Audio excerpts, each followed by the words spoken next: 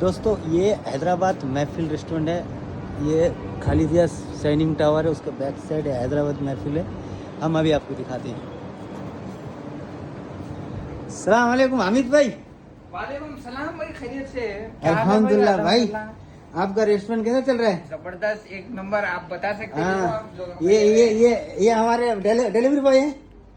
Delivery भाई। Delivery boy है। अच्छा हामिद भाई, आपका होटल तो रेस्टोरेंट जबरदस्त है भाई। बेहतरीन है भाई। हाँ सच में।